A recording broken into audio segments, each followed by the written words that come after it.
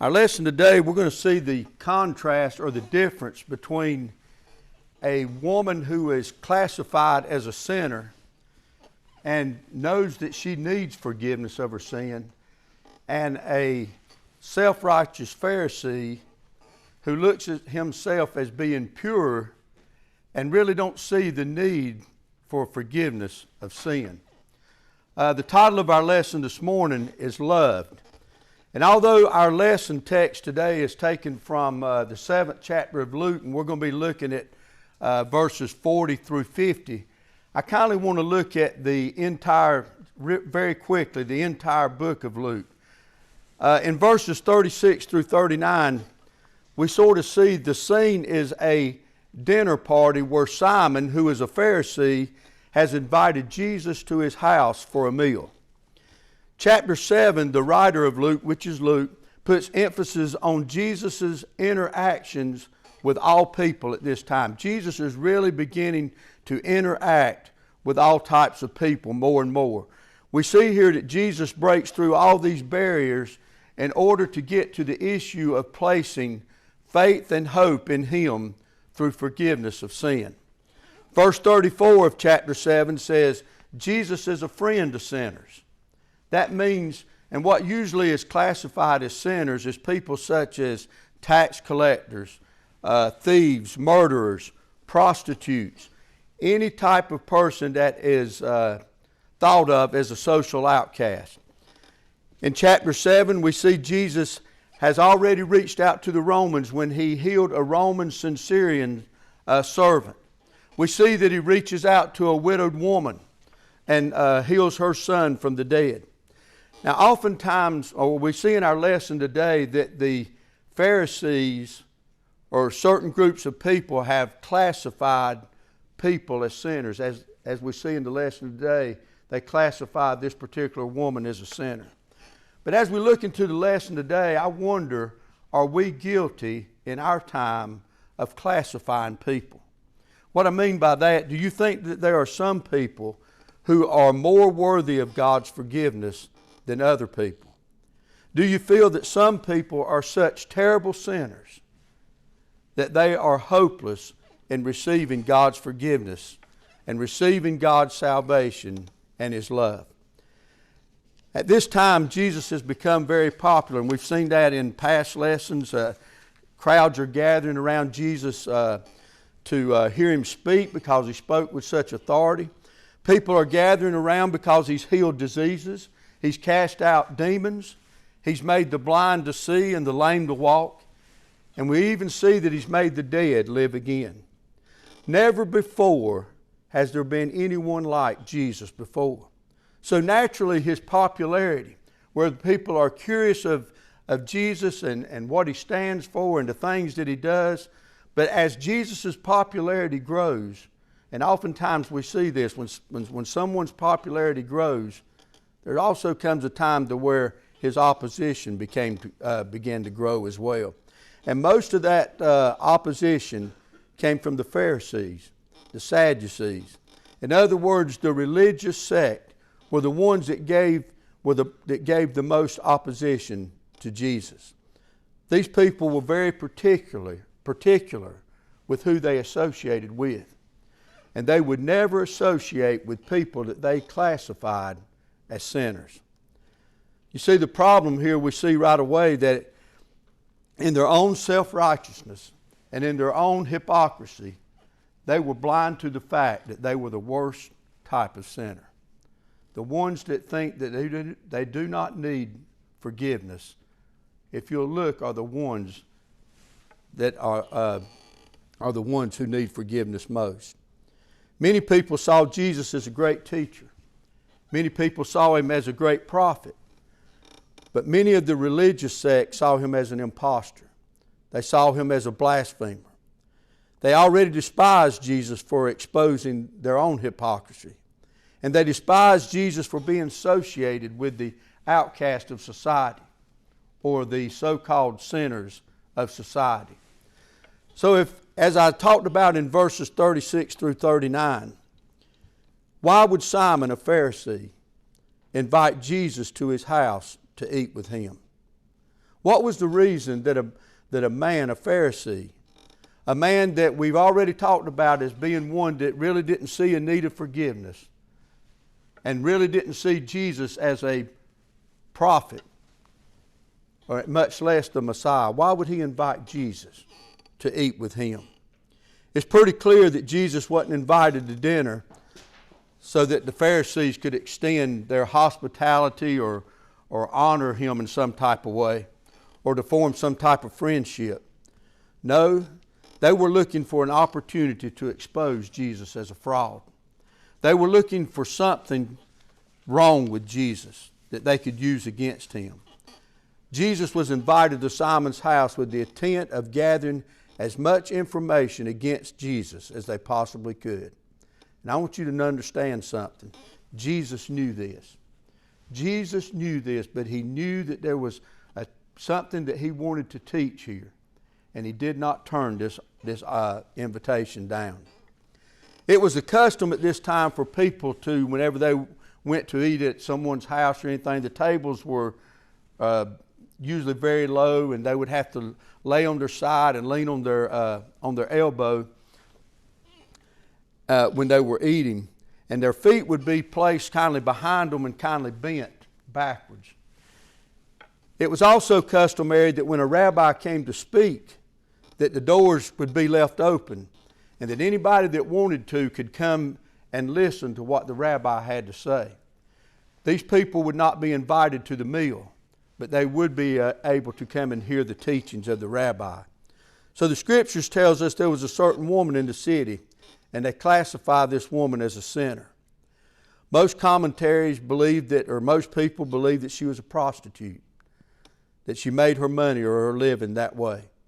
We don't really know. The Bible doesn't really tell us that she is a prostitute, but the point is that most people knew her by the lifestyle that she lived. So we know that she lived a very sinful lifestyle. And she knows that Jesus is at Simon's house at this particular time.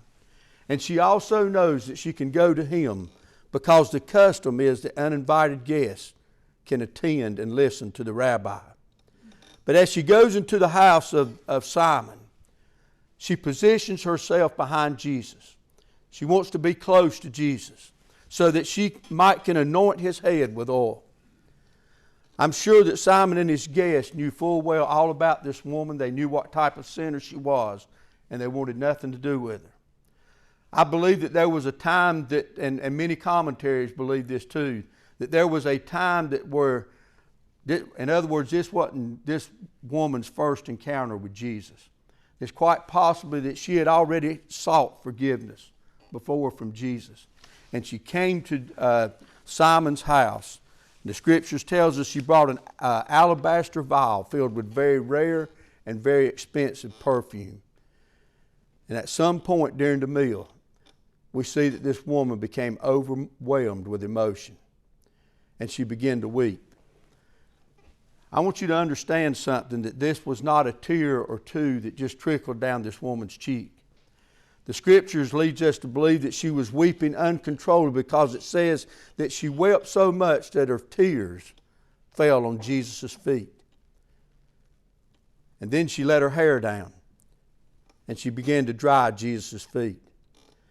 Now, a Jewish woman letting her hair down in public was considered a thing of indecency. It was considered something that would be immoral. But she let her hair down to dry Jesus' feet. The compassion that she showed for Jesus right there. Then she begins to kiss the feet of Jesus. The Greek word for kiss defines that this is a very intense emotion that this woman felt. It's the same meaning or the same emotion of the word kiss that is used, or it talks about when the prodigal son returned home and his father met him and he fell down and kissed him. Both of these instances shows great love and compassion. If everything this woman hadn't done to this point isn't unsettling enough to the Pharisees or the guest of Simon, then she takes this very expensive perfume and pours it on Jesus' feet. You see, this woman in her action continues to show humility. she continues to show love and affection and honor to Jesus. This woman honors Jesus in the midst of people who continually dishonor Jesus. That says a lot for this woman. That says a lot to us today, that we can go into a crowd of people to where we know if we're going to witness to somebody or even say anything about the gospel of Christ, and we know we're going to be criticized. A lot of times we won't take that step. But this woman, knowing that she would be criticized, talked about, persecuted by these people as she went in, she still went in. And then in verse 39, the verse before we get into our text today, says that when the Pharisee, who was Simon, who had invited him, saw this, he said to himself, now I want you to notice that he murmured under his breath. He said to himself, if this man is truly a prophet, he would know who this woman is. And he would know the type of lifestyle that she lives. And he would know that she is a sinner. This was the evidence that Simon was looking for to discredit Jesus. And that's where our lesson takes up with today. And our lesson, as we said, is entitled Love. And each segment here will be about love. And our first segment is entitled Love's Intensity. We're going to be looking at verses 40 through 43 in this segment. If you'll look at your text, we'll begin with verse 40, and I'll read verse 40.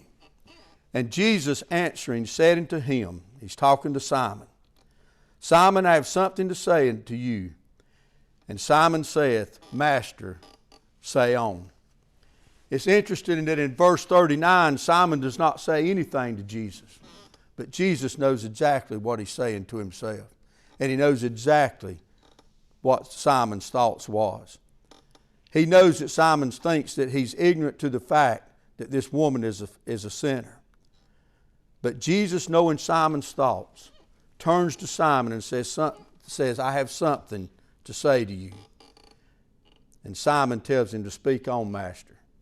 Sort of a little bit of sarcasm there probably from Simon in the way he spoke. But Jesus then speaks to Simon through a parable. And that parable is in verses 41 and 42. And I'll read those.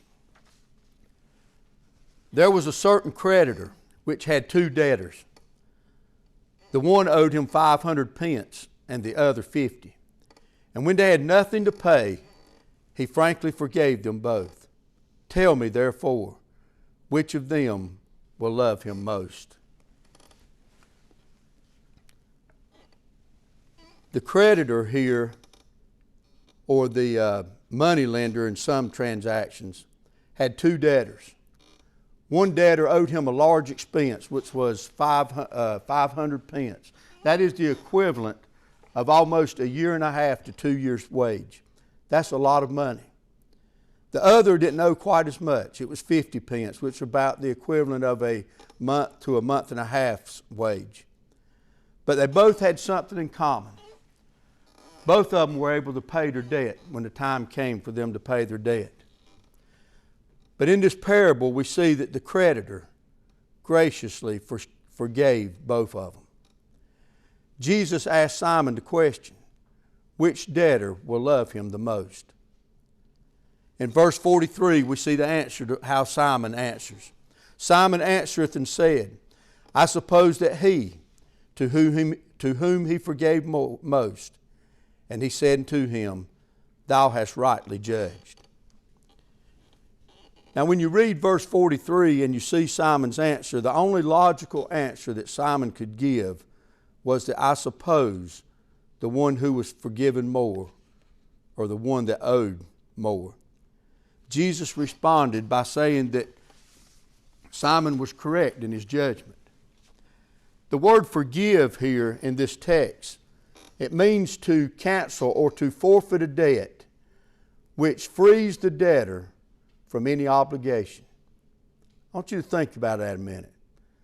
In other words, there was nothing here that these two debtors did to deserve the forgiveness that this creditor gave these two debtors, except through the grace that was shown by the creditor. Now, this parable really has 2 or 3 different ways you can look at it. And I want to look at it this way first of all, and then we'll look at it another way later in the lesson. In this parable, I want you to understand that Jesus is the moneylender. Jesus is the creditor, and we are the debtors. And whether we as debtors live a sinful life or whether we live a life that is morally good, we all have a sin debt. We all have a debt that we will never be able to pay. Whether that debt is great sin or whether it's small sin, which I know that Jesus doesn't look at it that way, but we oftentimes categorize sin. But we all have a debt. And I want you to know that Jesus paid that debt at Calvary. And it wasn't because of anything that we did. It wasn't because that we deserved it. It was because He loved us that much. And we'll see in the lesson as we go forward that we should love Him and have compassion upon Him because of His willingness to die at Calvary and His willingness to accept our forgiveness of sin, as it was displayed by this woman as she sat there with Jesus. Our second segment is entitled Love Demonstrated. We're going to look at Luke chapter 7, verses 44 through 47. Let me read those passages right quick. And He turned to the woman and said unto Simon, Seest thou this woman? I entered into thy house. Thou gavest me no water for my feet, but she hath washed my feet with tears, and has wiped them with the hairs of her head. Thou gavest me no kiss, but this woman, since the time I came in, hath not ceased to kiss my feet. My head with oil thou didn't anoint, but this woman has anointed my feet with ointment. Jesus turns to the woman, but He's still talking to Simon. And He says, Simon, I want you to look at this woman. I want you to see what this woman has done. Jesus wants Simon to see this woman as Jesus sees her. He wants Simon to see the love, the humility, and the affection that she possesses in spite of being classified as a sinner by the people that are in that room. Jesus compares Simon's acts as a host to the sinful woman's acts of love. Now, hospitality was a very strong value in that culture at that time, and there were 3 acts of hospitality that usually took place from a host to his guests. And the first one was this. Because of the dusty roads that they traveled on, they didn't have asphalt or concrete or anything like that they walked on. They walked on and traveled on dusty roads. And they didn't have really anything to cover their feet except sandals. So naturally, by traveling on these dusty roads, when they went into someone's home, that their feet would be dirty and dusty. But a host would either wash the feet of his guest or at least provide a basin of water so that the guests could wash the dust off their feet. Notice that Simon didn't do this. Simon did not do this first act as a gracious host. The second thing, scent of olive oil would typically be offered to anoint the hair of the guest. Simon again failed to do this act of hospitality toward Jesus. And then the third thing, beloved guest would be greeted with a kiss on both cheeks. It was like a greetings kiss, a welcoming kiss, a glad to see you kiss, that type of thing. Again, Simon failed to greet Jesus with a kiss. Simon offered none of these acts that a gracious host would offer to a guest. Jesus said to Simon, when I entered your house, you didn't give me water to wash my feet. You didn't give me a kiss to greet me or to welcome me, and you didn't anoint my head. But she, and I want you to notice this, she washed his feet with her tears and dried his feet with her hair and anointed Jesus' feet with the perfume, the very expensive perfume that she had brought to the hostess' house. What is Jesus really saying to Simon here? He is saying that this woman that you have called a sinner, you have classified her as a sinner, but you really don't know this woman, because the acts of love that she has shown here is saying that these acts are evidence of a changed life. These acts are evidence of a spiritual transformation that has taken place in this woman.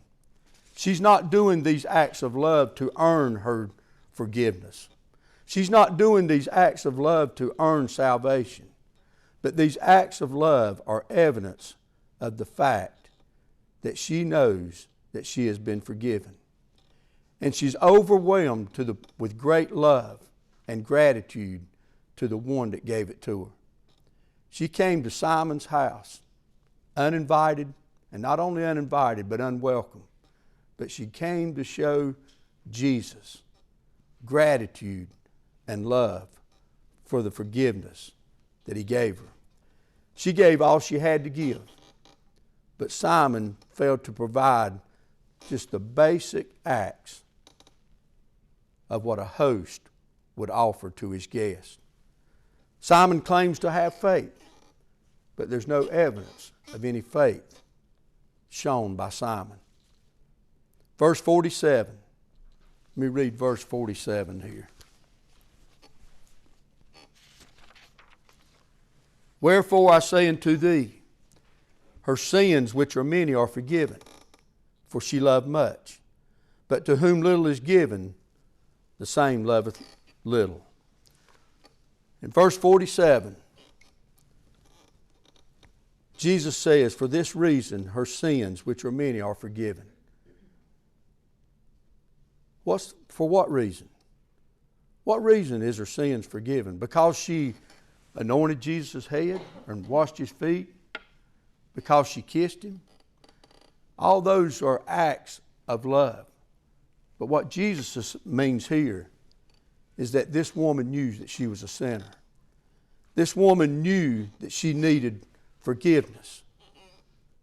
And consequently, because of that, she showed great love toward Jesus. This woman in the parable is the one who loved much because her sins were forgiven. She had many sins, and Jesus forgave them. Simon in the parable who is the one who loved little. Simon thought he was righteous.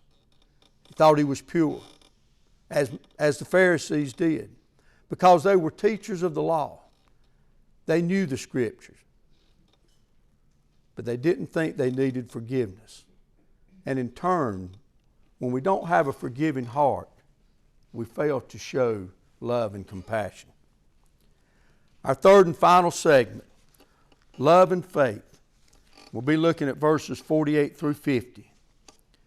Verse 48 says, And he said unto her, Thy sins are forgiven. And they that sat at meat with him began to say within themselves, Who is this that forgiveth sins also?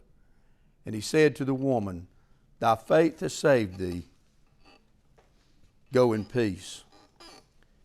In verse 48, for the very first time, Jesus turns to the woman now and he says, Thy sins are forgiven. Thy sins are forgiven. In verse 49, though, we kind of see something different. You know, before in verse 39, when we talked about that Simon didn't realize who the woman was and how could he be a prophet, and he thought those things. Now there's murmuring among the Pharisees or the guests. And they're saying, who is this man? Who does he think he is that he thinks he has the power to forgive sin? So we see the reaction of the self-righteous religious sect by simply saying, who does this man think he is? Now I want you to notice something here. These religious leaders, Simon and these religious leaders, are in the presence of God who is in human flesh, Jesus Christ. He has spoken to them about forgiveness of sin. He has spoken to them about obtaining salvation through faith. They have seen in this woman, they have witnessed a living example of love, humility, and devotion to God that comes only from a forgiven heart. But yet they continue to rely on their own self. They continue to rely on their own works. In other words, they're spiritually blind. Galatians chapter 2 verse 16 says, a man is not justified by works of the law, but through faith in Jesus Christ. In verse 50, Jesus says to the woman, thy faith has saved thee. Go in peace. This woman's love for Jesus and devotion to Him are not the cause of her salvation, as we said earlier, but they are the result of her salvation. The word peace here in the Greek refers to not just an internal peace. It's a lot more than that. And more importantly, it speaks of a completeness. It speaks of an eternal peace that is everlasting. In closing, I want to say this. One of the basic truths found in the Bible is that salvation comes from faith and not by works. In other words, there's nothing that we can do to obtain salvation. But through obtaining salvation, through faith, there will be works that show that salvation is present. The gospel of Jesus Christ changes lives. We've seen that in our lesson today. I've seen that in each one of your lives that are here today. I've known most of you all my life. And salvation changes lives. There was a time that each one of us here this morning saw a need of forgiveness. We see a need of repentance of sin. And we placed our faith and trust in Him. And because of that forgiveness, we are made righteous in the eyes of God. And to answer one of the questions that I asked earlier, do we ever think that there are people that live such a terrible lifestyle of sin that they could never be forgiven? We've seen in a lesson today that a woman that lived a terrible lifestyle, whatever that lifestyle was, we don't know for sure. But we see that because of the grace of God, that there's always hope. So what I'm saying this morning to each one of you, if there's anyone in your lives or family or anyone that hasn't come to that saving grace, then it's never too late to continue to pray for those. And at some point, maybe they'll come to seek God's forgiveness and repent of their sins.